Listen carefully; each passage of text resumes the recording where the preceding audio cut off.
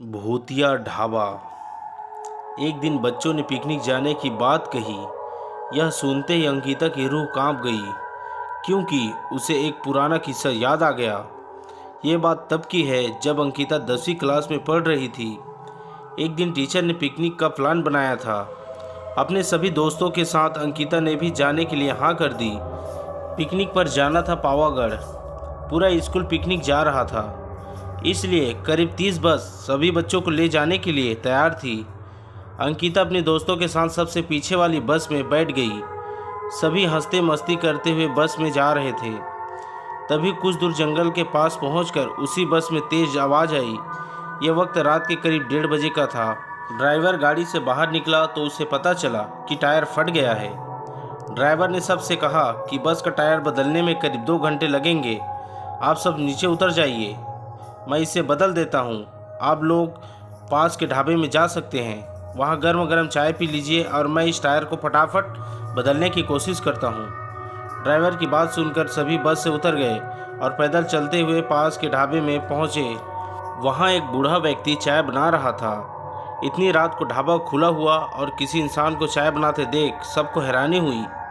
उस बूढ़े इंसान ने कहा, आप सब चाय पी लीजिए, यहाँ अक्सर लोगों की गाड़ियाँ खराब हो जाती है, इसलिए मैं भी अपना ढाबा हरदम खुला रखता हूँ। आप जैसे राहगीरों को कुछ मदद हो जाती है। उनकी बात सुनकर सबने चाय का ऑर्डर दे दिया। उन्होंने कुछ ही देर में सबके लिए चाय बनाकर मेज पर रख दी। चाय पीते हुए अंकिता की आंखें एकदम ढाबे की छत की तरफ गई। वहाँ अंकिता ने एक औरत को सफ़ेद रंग की साड़ी में खुले बाल लहराते हुए देखा। कुछ देर बाद वो ज़ोर ज़ोर से हंसने लगी। भले ही हंसने की आवाज़ किसी को सुनाई नहीं दे रही थी, लेकिन अंकिता ने उसे मुंह खोलकर हंसते हुए देखा था। ये सब देखकर अंकिता ने डर के मारे आंखें नीचे झुका ली। कांपते हुए किसी तरह से अंकिता ने चाय दोबारा पीना शुरू ही किया था कि उसी वक्त ज़ोर ज़ोर से किसी की चिल्लाने की आवाज़ जंगल की ओर से आई। ढाबे में बैठे हुए सभी बच्चे और टीचर उस आवाज़ को सुनकर डर गए। सबको डरा हुआ देखकर उस बूढ़े इंसान ने कहा कि मैं देख कर आता हूँ क्या हुआ है, आप लोग यहीं बैठे रहो। इतना कहकर वो आवाज़ की तरफ बढ़ गया। तभी एक लड़की को खून की उल्टी लगातार होने लगी। उसको देखकर सभी की हालत और ख़राब हो गई। उसी समय एक टीचर ने कहा कि तुम सब आग जलाओ और उसके बगल में बैठ जाओ। सब ने मिलकर आग जलाई और गोल घेर करके बैठ गए। टीचर ने सख्त लहजे में सबसे कह दिया कि अकेले कोई कहीं नहीं जाएगा।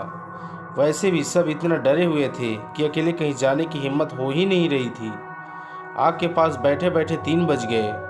तब कहीं जाकर वो बूढ़ा इंसान जंगल से लौट कर आया। उसने सब की तरफ देखा और कहा कि उस चीख को सब भूल जाना, नहीं तो जीना मुश्किल हो जाएगा। इतना कहकर वो ढाबे के अंदर चला गया। तभी ड्राइवर भी टायर बदलकर बस लेकर ढाबे के पास पहुंचा।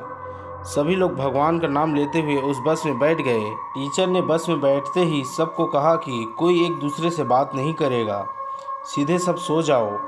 टीचर की बात मानकर सब चुपचाप बस में ही सो गए। उसके बाद पिकनिक स्पॉट पर पहुंचे और करीब 1 हफ्ते बाद घूम कर आ गए। पिकनिक में किसी ने दूसरे बस के बच्चों से उस रात के बारे में कुछ नहीं कहा, क्योंकि टीचर ने मना किया। लेकिन पिकनिक से लौटते ही सब ने अपने दोस्तों और दूसरी क्लास वालों को इस भूतिया घटना के बारे में बताया। आज पिकनिक का नाम सुनते ही यही भूतिया ढाबे की कहानी अंकिता के मन में आ गई और बच्चों को पिकनिक भेजने से उसे डर लगने लगा। कहानी से सीख, बीती घटनाओं को भूल जाना ही अच्छा है, नहीं तो जीवन भर वो घटना डराती रहती है। दोस्तों, ऐसे ही मज़ेदार और डरावनी कहानियों के लिए अभी हमारे YouTube channel Hindi motivation story को लाइक, सब्सक्राइब और शेयर कर दीजिए।